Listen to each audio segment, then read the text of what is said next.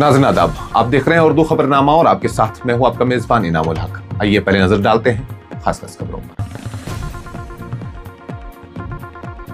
दिल्ली धमाके के बाद चीफ मिनिस्टर जम्मू कश्मीर उमर अब्दुल्ला का मौकिफ, कहा जम्मू कश्मीर के हर शहरी को दहशतगर्द न समझा जाए।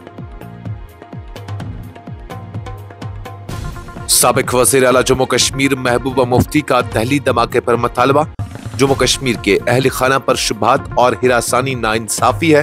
डॉक्टर्स की मुबैना मुलवसियत अगर साबित हुई तो कश्मीर के लिए मोहलिक साबित होगी। बडगाम और नगरोटा में आज होगी वोटों की गिनती, सियासी जमातें और वोटर बेचैनी से मुंतजिर। बीजेपी एमएलए शक्तिराज परिहार का निगरान हलकों में फतह पर एतमाद, नेशनल कॉन्फ्रेंस पर शदीद तनकीद। बडगाम में ज़िमनी इंतखाब की गिनती से कब्ल ट्रैफिक पुलिस का अहम इंतबाह, अहम रास्तों में मुतबादल रास्ते और पाबंदियां नाफिज। श्री श्री रविशंकर की श्रीनगर में मीर फैज मौलवी मोहम्मद उमर फारूक से मुलाकात, अमन, रवादारी और बैनुल मज़ाहिब हम आहंगी पर जोर। कश्मीर के स्कूलों में सर्दियों की तातीलात का इम्कान, दिसंबर के पहले और दूसरे हफ्ते में मरहलावार ऐलान मुतवक्किया। अहमद नईम के इंतकाल के मामले पर स्किम्स की वजाहत, कमेटी तश्कील, डॉक्टर को मुअत्तल कर दिया गया। बांग्लादेश में खुसूसी ट्रिब्यूनल 17 नवंबर को शेख हसीना के खिलाफ फैसला सुनाएगा। और बॉलीवुड अदाकार सनी देओल का पापराजी पर सख्त रद्द-ए-अमल, धर्मेंद्र की सेहत पर मुबालिगा आमेज कवरेज पर शदीद तनकीद। इस प्रोग्राम को आप तक पहुंचाने में हमारे साथ ताउन किया है ग्लोबल इनोवेशंस कंसल्टेंसी ने, जो कि तालीम के लिए वादी का भरोसेमंद ब्रांड है। स्टार हॉस्पिटल सनत नगर श्रीनगर ने, जहां दुनिया के बेहतरीन डॉक्टर्स हर मर्ज का शफा बख्श इलाज करते हैं। सेंसोगीजर, जो कि सर्दी के मौसम में गर्म पानी के लिए जम्मू कश्मीर के लोगों का भरोसेमंद ब्रांड है। दिल्ली में हुए हालिया धमाके के बाद चीफ मिनिस्टर जम्मू कश्मीर उमर अब्दुल्ला ने कहा है कि जम्मू कश्मीर के हर शहरी को दहशतगर्द या दहशतगर्दों से वाबस्ता नहीं समझना चाहिए। उन्होंने खबरदार किया कि जब हर कश्मीरी पर शक की नजर से देखा जाता है तो अवाम को दुरुस्त राह पर रखना बहुत मुश्किल हो जाता है। खबरसां इदारे के मुताबिक उमर अब्दुल्ला ने कहा कि उन्होंने इस अलमनाक वाक़े पर पहले ही दिन अपना रद्द-ए-अमल जाहिर कर दिया था। इस वाक़े की किसी भी सतह की मजम्मत काफी नहीं है। मासूम अफराद का इस तरह कत्ल नाकाबिल कबूल है और किसी भी मजहब में ऐसा जायज नहीं। तहकीकात जारी हैं और तमाम जिम्मेदारों को सजा दी जानी चाहिए।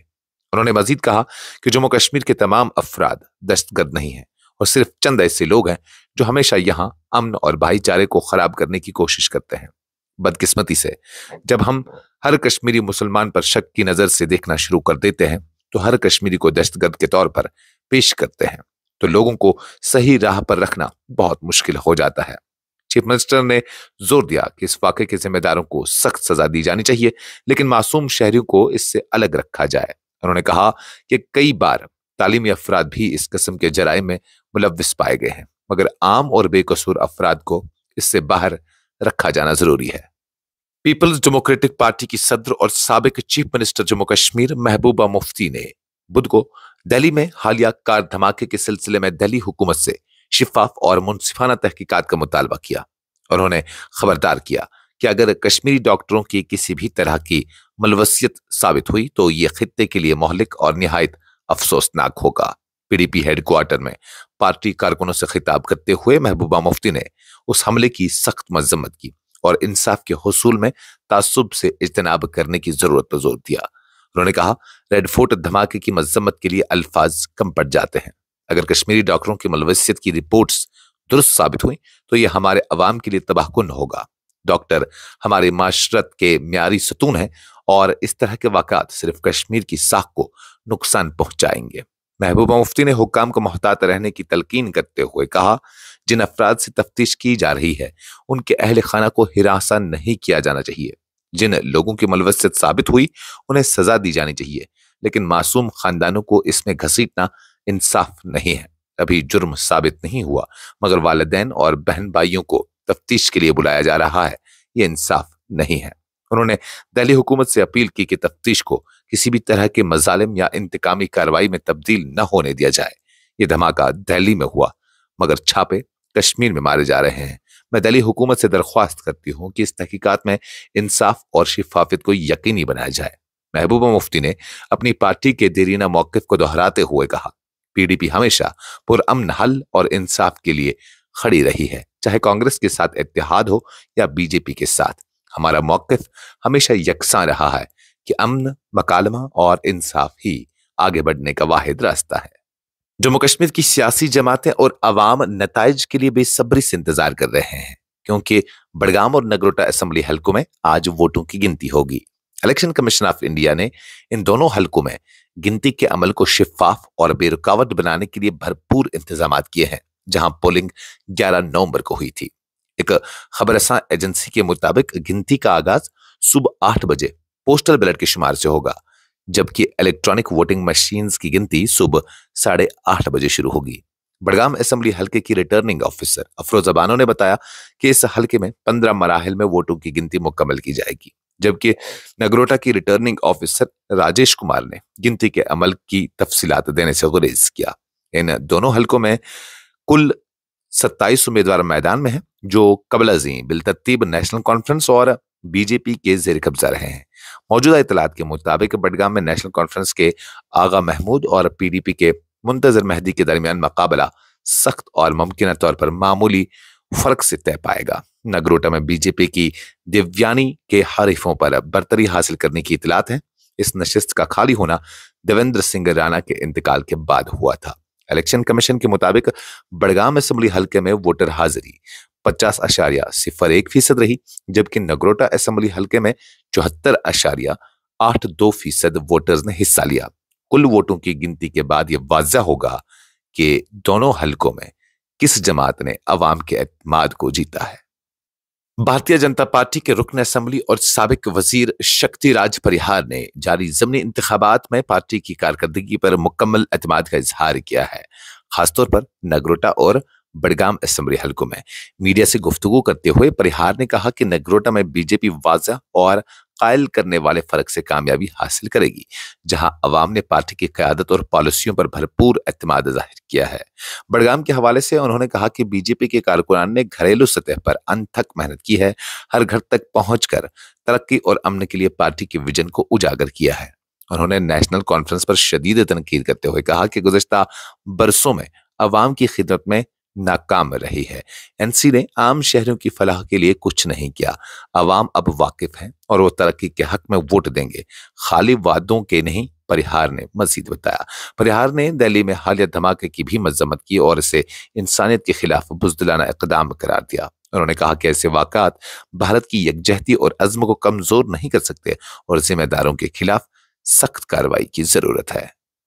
देही कश्मीर की ट्रैफिक पुलिस ने जुमेरात को बडगाम जिला में 27वें असेंबली हलके के ज़िमनी इंतखाब की गिनती के पेश नजर तफसीली ट्रैफिक हिदायतनामा जारी किया है।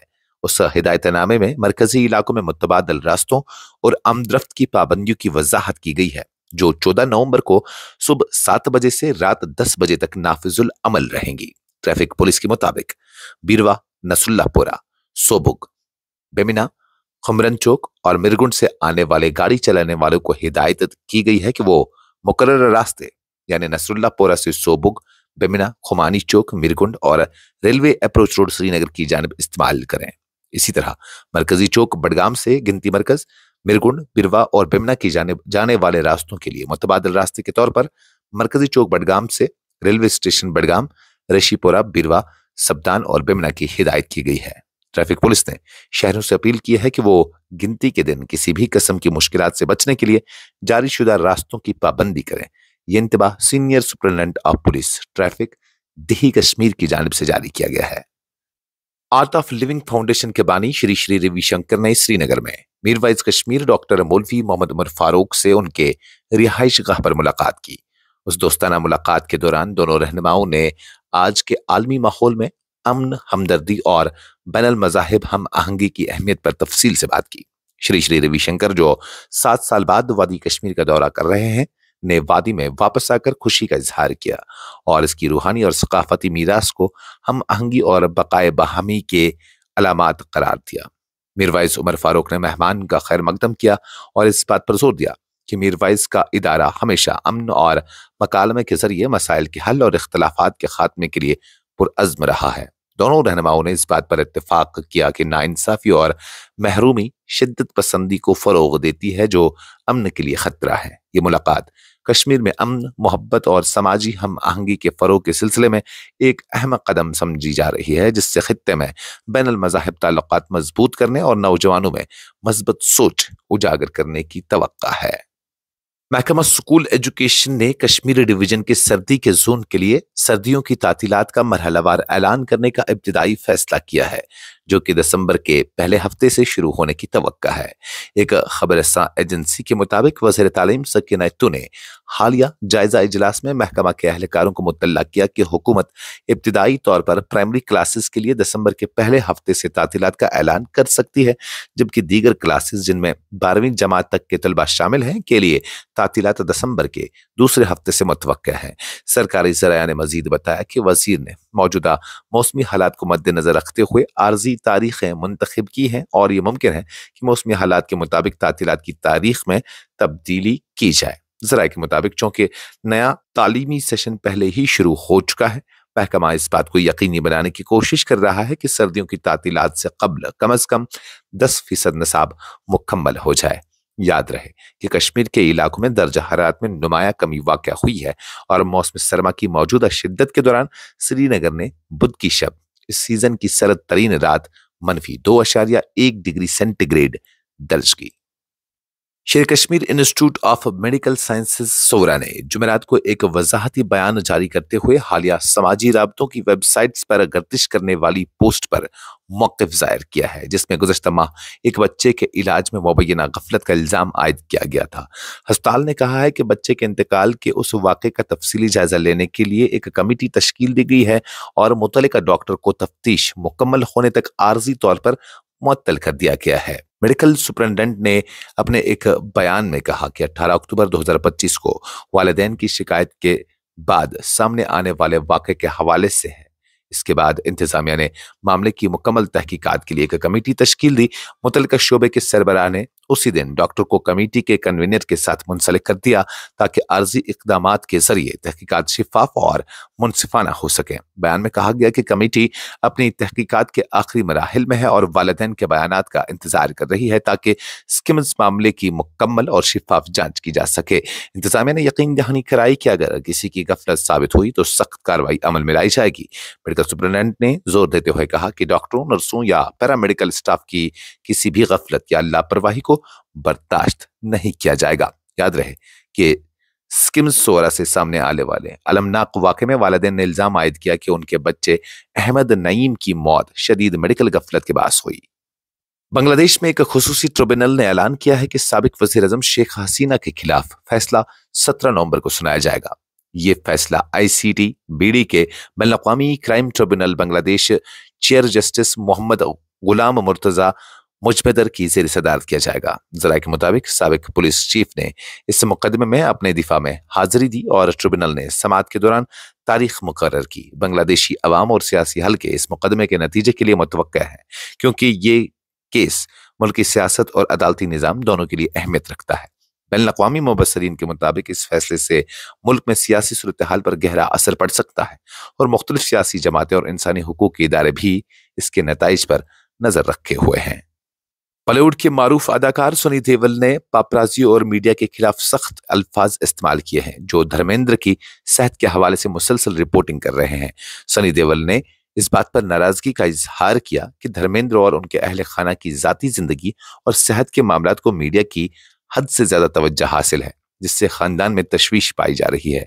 ज़राए के मुताबिक धर्मेंद्र के अस्पताल और रिहाइशगाह पर मीडिया की मुसलसल मौजूदगी ने अहले खाना को जहनी दबाव में डाल दिया। सनी देओल ने कहा कि खानदान ने पहले भी प्राइवेसी की दरख्वास्त की थी, मगर उसके बावजूद मीडिया की मुस्तकिल कवरेज जारी है। अदाकार ने पापराजी पर सवाल उठाते हुए कहा, शर्म नहीं आती और इस बात पर जोर दिया कि सेहत के मसाइल निजी नवियत के होते हैं और उन पर हद से ज्यादा तवज्जो देना दुरुस्त नहीं। ये वाकया बॉलीवुड में मीडिया और शोबज शख्सियात के दरमियान जाती जिंदगी की हिफाजत के मामले पर एक बार फिर बहस को जन्म दे रहा है, जबकि फैंस और अवाम भी खानदान की प्राइवेसी के हक में आवाज बुलंद कर रहे हैं। इस खबरनामे में फिलहाल के लिए इतना ही। मजीद खबरों और अपडेट्स के लिए आप बने रहिए न्यूज़ इंसाइडर 24/7 के साथ।